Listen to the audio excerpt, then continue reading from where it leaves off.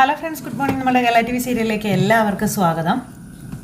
അങ്ങനെ ഭൂമി വീട്ടിൽ ഒറ്റയ്ക്കാണല്ലോ. ഭൂമിയിൽ നിന്ന് പോയി കഴിഞ്ഞിട്ടുണ്ടെങ്കിൽ പിന്നെ ഒന്നും ഓർത്ത് പേടിക്കേണ്ടെന്നുള്ള ഭവാനിയുടെ ആ ഒരു കണക്കുകൂട്ടലും കാര്യങ്ങളും അനുസരിച്ച് ഭൂമിയെ കൊല്ലാനായിട്ട് ഭവാനിയുടെ ഗുണ്ടയെ ഭൂമിയുടെ വീട്ടിലേക്ക് വിടും. അപ്പോൾ അവിടെ കരണ്ടുമില്ല. അത് പാവം പേടിച്ചരണ്ട് ഇങ്ങനെ ഇരിക്കുന്നു.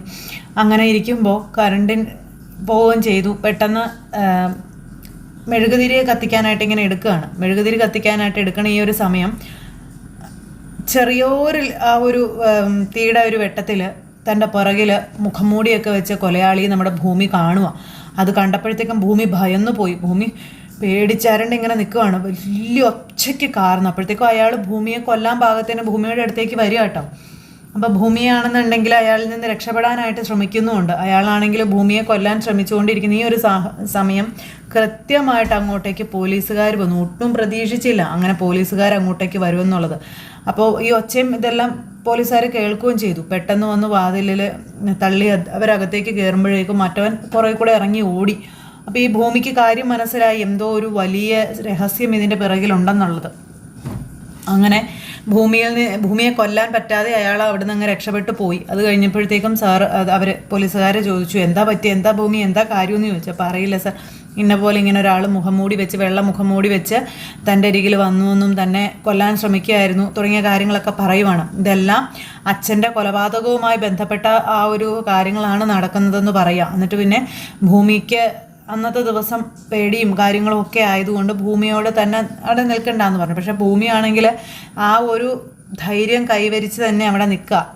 അപ്പോൾ ലക്ഷ്മി ചേച്ചിയോ മറ്റാരെങ്കിലും വന്നാൽ മതിയല്ലോ, ഭൂമിക്ക് അവിടെ നിൽക്കാൻ പേടിയൊന്നുമില്ല, ഭൂമി ഇത് കണ്ടുപിടിച്ചേ അടങ്ങുള്ളൂ എന്നും പറഞ്ഞു. എന്തായാലും ഭവാനിയുടെ കയറിൽ നിന്ന് തലനാരിഴയ്ക്കാണ് നമ്മുടെ ഭൂമി രക്ഷപ്പെട്ടത്. അതിനുശേഷം ഭൂമി ആ 2 ചെറുപ്പക്കാരെ വിളിച്ചു. അവരെ വിളിച്ചിട്ട് അവരോട് പറയാം. അപ്പോൾ അവരെ വിളിച്ചിട്ട് കാര്യങ്ങളെല്ലാം സംസാരിക്കുന്നു. അങ്ങനെ കാര്യങ്ങൾ സംസാരിച്ച് കഴിഞ്ഞപ്പോഴത്തേക്കും അവരും കട്ട സപ്പോർട്ടായിട്ട് നമ്മുടെ ഭൂമിയുടെ കൂടെ നിൽപ്പുണ്ട്. ഈ സമയം ഈ ഭൂമിയും അതുപോലെ ഈ 2 പേരും കൂടി ചേർന്ന് ഭവാനിയെ പെടുത്തുമോ എന്നുള്ള കാര്യം ഭവാനിക്ക് മനസ്സിലായി. ആ ഗുണ്ട എന്നിട്ട് ഭവാനിയെ ഫോണിൽ വിളിക്കുക. കാര്യങ്ങളൊന്നും നടന്നില്ല. അപ്പോഴത്തേക്ക് അങ്ങോട്ടേക്ക് പോലീസുകാർ വന്നു. അവളെ മിനിറ്റുകൾക്കുള്ളിൽ തീർക്കാമായിരുന്നു, പക്ഷെ നടന്നില്ല എന്നും പറഞ്ഞു. അപ്പോൾ താൻ ടെൻഷൻ അടിക്കേണ്ട, സാവകാശം നമുക്ക് കിട്ടും. എന്തായാലും അധികകാലം ഇനി ഭൂമിയുടെ ചിങ്കിടികൾ ഈ ഭൂമിക്ക് മേലെ ഉണ്ടാകാൻ പാടില്ല എന്നും ഭവാനി പറയുന്നു. അങ്ങനെ ഭവാനി ഇയാളുമായിട്ട് ഫോൺ വിളിച്ച് അങ്ങനെ സംസാരിക്കും കേട്ടോ. ഇതെല്ലാം കഴിഞ്ഞതിന് ശേഷം ഈ ഭവാനി അയാളോട് പറഞ്ഞു, എങ്ങനെയെങ്കിലും അവന്മാരെ 2 പേരെയും ഒരിടത്ത് എത്തിക്കാനായിട്ട് കഴിഞ്ഞെങ്കിൽ, അവന്മാരുടെ കയ്യിൽ നിന്ന് ആ കത്ത് മേടിച്ചെടുക്കാൻ കഴിഞ്ഞെങ്കിൽ നമ്മൾ രക്ഷപ്പെട്ടു. അത് അവന്മാരെ കൊന്നിട്ടാണെങ്കിലും വേണ്ടില്ല, ആ കത്ത് അത് തിരിച്ചെടുത്തേ പറ്റുള്ളൂ എന്ന് പറഞ്ഞു. അതിന് താൻ എന്താണോ ചെയ്യേണ്ടത് അത് ചെയ്യാൻ പറഞ്ഞു. അങ്ങനെ ആ കാര്യങ്ങളെല്ലാം അയാൾ ചെയ്തോളാവെന്നും പറഞ്ഞുകൊണ്ട് ഭവാനിക്ക് വാക്ക് കൊടുക്കുക. എന്നിട്ട് ഇയാൾ ഈ 2 ശിവൻ എന്നൊക്കെ പറയുന്ന ആ 2 ചെറുപ്പക്കാരെ വിളിക്കുകയാണ്. അത്യാവശ്യമായിട്ടൊന്ന് കാണണം, അങ്ങനെ പേരും ഇതെല്ലാം മാറ്റി പറഞ്ഞ് വിളിക്കുക കേട്ടോ. അപ്പോൾ നമ്മുടെ ഭൂമിയോട് എന്നിട്ട് അപ്പം തന്നെ അവർ വിളിച്ച് വിവരവും പറഞ്ഞു. അപ്പോൾ അത് കേട്ട് കഴിഞ്ഞപ്പോൾ ഭൂമി പറഞ്ഞു, അവർ പറഞ്ഞതുപോലെ തന്നെ ചെയ്യുക, അവർ പറഞ്ഞിടത്തേക്ക് തന്നെ ചെല്ല്, നിങ്ങളുടെ പിന്നാലെ ഞാനും ഉണ്ട് എന്ന് പറയാം. ആരാണ് നിങ്ങളെ കാണാൻ വരുന്നതെന്നും ആരാണ് നിങ്ങളോട് സംസാരിക്കുന്നതെന്നും നിങ്ങൾ കണ്ടുപിടിക്കണം എന്നും പറഞ്ഞാണ് ഭൂമി അവർ കാര്യങ്ങൾ പറഞ്ഞ് ഏർപ്പാടാക്കുന്നത്. ഈ സമയം കൊണ്ട് ഭവാനി അവിടെ ഫോൺ വിളിയും കാര്യങ്ങളെല്ലാം കഴിഞ്ഞ് വന്നപ്പോഴത്തേക്കും അജയുടെ മുറിയിൽ കയറിയ നമ്മുടെ അഞ്ജന ആ ഒരു എന്നാ പറഞ്ഞത്, ആ ഒരു ഫോട്ടോസും കാര്യങ്ങളൊക്കെ കണ്ട് കലി കയറി ഇങ്ങനെ നിൽക്കുക. കലി കയറിയെന്ന് പറഞ്ഞിട്ടുണ്ടെങ്കിൽ ഭയങ്കര കലിപ്പ. അങ്ങനെ കലി കയറി നിൽക്കുന്ന ഈ ഒരു സമയം അവിടെ ഇരുന്ന നയനയുടെ ഫോട്ടോസും കളക്ഷൻസും കാര്യങ്ങളെല്ലാം കണ്ട് ഭ്രാന്തിളകി അവിടുന്ന് ഒരു വേസ്റ്റ് കോട്ട എടുത്തുകൊണ്ട് വന്ന് അതിൽ നിന്ന് 2 ഫോട്ടോ പറിച്ചെടുത്ത് ഈ വേസ്റ്റ് കോട്ടയിലിട്ടു. എന്നിട്ട് അതും പൊക്കി പിടിച്ചുകൊണ്ട് നടന്നു പോകുക കേട്ടോ. അപ്പോൾ അജയ് റൂമിലേക്ക് കയറി വന്ന സമയത്ത് ഭിത്തിയിൽ നയനയുടെ ഫോട്ടോ ഇല്ല. ഇത് കണ്ടപ്പോൾ അജയ്ക്ക് ഭയങ്കരമായിട്ട് ദേഷ്യം വന്നു. അജയ് എന്നിട്ട് ഇറങ്ങി ചെന്നു. അപ്പോൾ അഞ്ജന കൃത്യമായിട്ട് ഈ ബക്കറ്റും പിടിച്ചുകൊണ്ട് അവിടെ നിൽപ്പുണ്ട്. അപ്പോൾ നീ എന്തിനാ ഇവിടെ വന്ന് നിൽക്കുന്നതെന്ന് ചോദിച്ചു. അതെന്താ, ഇത് നമ്മുടെ ബെഡ്റൂമല്ലേ, ഇവിടെ ഞാനല്ലാതെ വേറെ ആരാ നിൽക്കേണ്ടതെന്ന് ചോദിച്ചു. ഇപ്പം ഇത് നിൻ്റെ ബെഡ്റൂം ആയിട്ടില്ലല്ലോ, നിൻ്റെ ബെഡ്റൂം ആകണോ വേണ്ടത് ഞാനാ തീരുമാനിക്കുന്നതെന്നൊക്കെ പറഞ്ഞുകൊണ്ട് അജയ് ഇവിടെ ഇരുന്ന ഫോട്ടോ എന്ത് ചെയ്യുമെന്ന് ചോദിച്ചു. ഫോട്ടോയോ, ഏത് ഫോട്ടോ? ഞാൻ ഇവിടെ വെച്ചിരുന്ന നയനയുടെ ഫോട്ടോ എവിടെയെന്നാണ് ചോദിച്ചത്. ആ ഫോട്ടോ ഇരിക്കേണ്ട സ്ഥാനത്ത് ഇരുന്നിട്ടുണ്ട്, നീ നോക്കാൻ പറഞ്ഞ് ഈ കൊട്ടയ്ക്കകത്ത് കാണിച്ചു കൊടുക്കും. അപ്പോഴത്തേക്ക് അവിടെ കിടന്ന് വലിയ ബഹളമായി. അപ്പോഴേക്കും അങ്ങോട്ടേക്ക് സംഗീതയും അതുപോലെ നമ്മുടെ മുത്തശ്ശിയും ഒക്കെ കൂടെ വന്നു. ഇവർ വന്നപ്പോൾ ഇവർ രണ്ടുപേരും കൂടെ ഭയങ്കര വഴക്ക്. അപ്പോഴാണ് ഫോൺ വിളി കഴിഞ്ഞ് ഭവാനി കയറി വരുമ്പോൾ ഭവാനി ഈ വഴക്കും കണ്ടുകൊണ്ടാണ് കയറി വരുന്നത്. അപ്പോൾ ദേ അവളുടെ ഫോട്ടോ ഇരിക്കേണ്ടടുത്ത് ഞാൻ വെച്ചിട്ടുണ്ടെന്ന് പറഞ്ഞുകൊണ്ട് ഈ വേസ്റ്റ് കൊട്ടയിൽ ഇത് കാണിച്ചു കൊടുത്തു. ഇത് കണ്ടപ്പോൾ അജയുടെ നില വിട്ടുപോയി. അജയ്ക്ക് പരിസരം പോലും മറന്നുപോയി. ഒടത്ത് ചെവിക്കല്ല് തീർത്ത് ഒറ്റ അടിക്ക് അവൾ കറങ്ങി നിലത്ത് വീണി. ഇത് ആരോട് ചോദിച്ചിട്ടാടി നീ ഇത് എടുത്തതെന്ന്, എന്തിനാടി നീ ഇത് എടുത്തതെന്ന് ചോദിച്ചുകൊണ്ട് അപ്പോഴത്തേക്കും ഭവാനി അങ്ങോട്ടേക്ക് കയറി ചെന്നു. ഭവാനി കയറി ചെന്നിട്ട് നീ എന്താടി ഈ കാണിച്ചതെന്ന് ചോദിച്ചുകൊണ്ട് മോളുടെ കരണത്തിനിട്ട് ഒരടി ഭവാനിയും കൊടുത്തു. ചുരുക്കത്തിൽ 2 അടി കിട്ടി. അപ്പം കവളും പൊത്തിപ്പിടിച്ചുകൊണ്ട് മകളിങ്ങനെ നിൽക്കുക. ഇപ്പം നിനക്ക് മനസ്സിലായില്ലേടി, ഈ തറവാട്ടിൽ നിനക്ക് പട്ടിയുടെ വില പോലും ഇല്ലയെന്ന്. നിന്നെ അജയ് തല്ലിയപ്പോൾ എല്ലാവരും നോക്കി നിന്നത് നീ കണ്ടില്ലേടി, നീ പിന്നെ എന്നാ കാണാൻ വന്ന് നിൽക്കുന്നത് അടിയെന്നും പറഞ്ഞുകൊണ്ട് മോളെ ഉന്തിപ്പറക്കി വലിച്ച് വാരിക്കൊണ്ട് അമ്മ അങ്ങ് പോയി. ഇതൊക്കെ കണ്ടപ്പോഴത്തേക്കും സംഗീതയ്ക്കും മുത്തശ്ശിക്ക് എന്ത് ചെയ്യണമെന്ന് അറിയില്ല. അജയ് ആണെന്നുണ്ടെങ്കിൽ തലയ്ക്ക് ഭ്രാന്തെടുത്ത് ഇങ്ങനെ നിൽക്കുക. അപ്പോൾ ഈ അവൾ വേസ്റ്റ് കൊട്ടയിലിട്ട ഫോട്ടോ എടുത്ത് അജയ് ഇങ്ങനെ തൂത്ത് അത് കൊണ്ടുപോയി ഭിത്തിയിൽ തന്നെ വെക്കുന്നു. അപ്പോൾ അജയ് ഇതൊക്കെ ചെയ്യുന്നത് അവിടെ മുത്തശ്ശിയും സംഗീതയും കണ്ടുകൊണ്ടിരിക്കുന്നു. ഇവരാകെ ധർമ്മസങ്കടത്തിലായി. ഇവർക്ക് എന്നാ ചെയ്യണമെന്ന് അറിയുന്നില്ല. മറ്റോക്കെട്ടാണ് അടിയിൽ വെച്ച് അവളെ വായി തോന്നിയതെല്ലാം വിളിച്ച് പറഞ്ഞ് ഭവാനി കൊണ്ടുപോവുകയും ചെയ്തു. അതും കളയാൻ പറ്റില്ല, ഇതും കളയാൻ പറ്റില്ല. രണ്ടുപേരും അന്താളിച്ച് ഇങ്ങനെ നിൽക്കുക.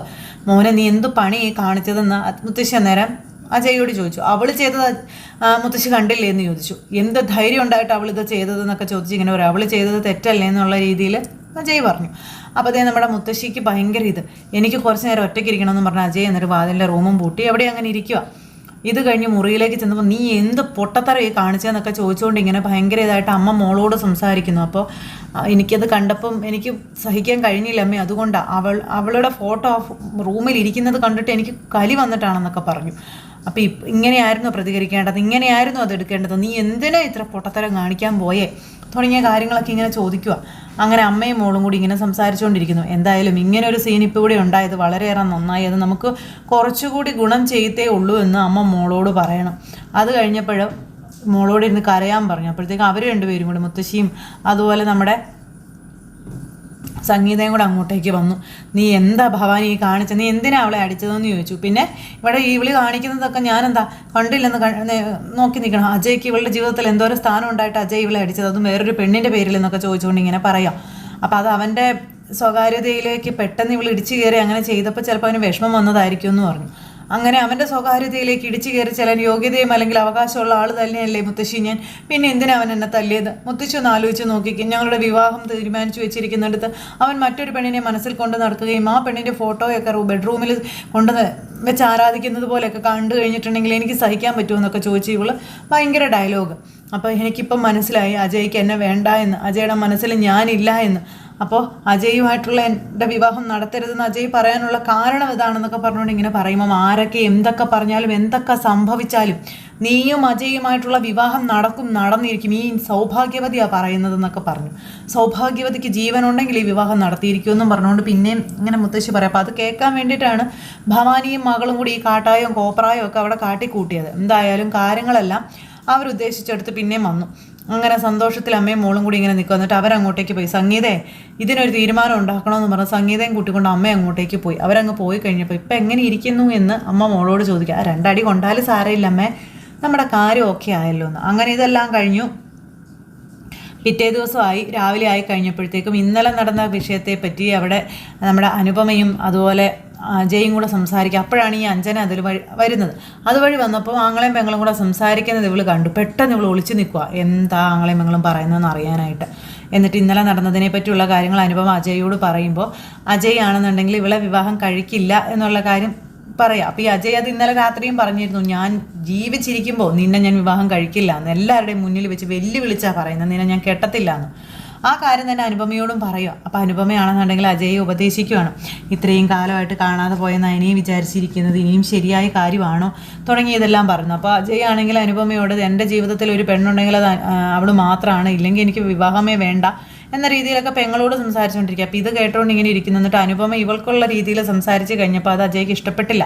അനുപമയോട് സംസാരിക്കാതെ അജയ് ഇങ്ങ് പോകുന്നപ്പോഴത്തേക്കും ഇവൾ പെട്ടെന്നങ്ങ് മാറി, ഇവർ കാണാതിരിക്കാൻ. അത് കഴിഞ്ഞിട്ട് എന്തു വില കൊടുത്ത് നിന്നെ ഞാൻ എൻ്റെ കാഴ്ചവട്ടി കൊണ്ടുവരുവാടാന്നും പറഞ്ഞുകൊണ്ട് അഞ്ജന അവിടെ നിൽക്കുക കേട്ടോ. ഇതൊക്കെ കഴിഞ്ഞ് പിന്നെ നമ്മുടെ ഭൂമിക്ക് ഇന്നലെ നേരിട്ട ആ ഒരു പ്രശ്നവും കാര്യങ്ങളും ഉണ്ടല്ലോ, അതിങ്ങനെ കിടന്ന് കറങ്ങിക്കൊണ്ടിരിക്കുക ഭൂമി എന്നിട്ട് വക്കീലിനെ കാണാൻ പോവുക. അതും നമ്മുടെ അജയുടെ കൂട്ടുകാരൻ വക്കീലിനെ, അദ്ദേഹത്തിനെ ചെന്ന് കണ്ട് അദ്ദേഹമായിട്ട് സംസാരിക്കുന്നു. അപ്പോൾ അദ്ദേഹം പറയുകയാണ്, ഇതൊരു നിസ്സാര കേസല്ല, ഇതൊരു വെറുതെ കേസായിട്ട് നമുക്ക് തള്ളിക്കളയാനും പറ്റില്ല.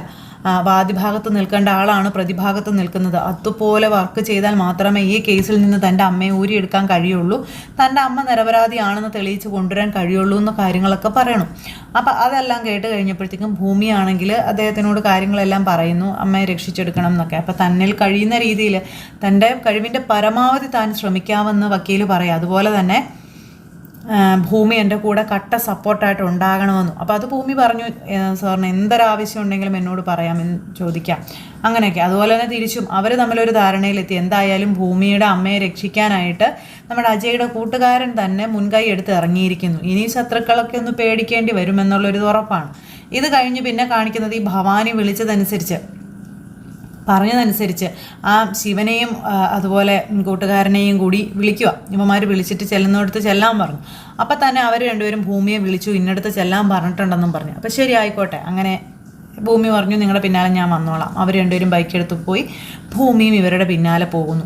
ഇവർ രണ്ടുപേരും ചെന്നപ്പോഴത്തേക്കും ആ ഗുണ്ടയും അയാളുടെ കൂടെയുള്ളവന്മാരും കൂടി ഇങ്ങനെ നിൽക്കുക ഇവരെ. അപ്പോൾ അതേ അവർ വന്നു, അവരിപ്പോൾ ഇങ്ങ് എത്തും, അപ്പോൾ മേഡം എപ്പോഴാണ് വരുന്നത് തുടങ്ങിയ കാര്യങ്ങളൊക്കെ ഈ ഗുണ്ട വിളിച്ച് ചോദിക്കുക കേട്ടോ. അപ്പോഴേക്കും അവന്മാരിങ്ങ് എത്തുമ്പോഴത്തേക്കും ആ എസ്റ്റേറ്റിൻ്റെ സൈഡിൽ, ആ തോട്ടത്തിൻ്റെ സൈഡിൽ 2 കുഴി എടുത്തേക്കാൻ പറയാം, അതുങ്ങളെ കൊന്ന് കുഴിച്ചു മൂടാനായിട്ട്.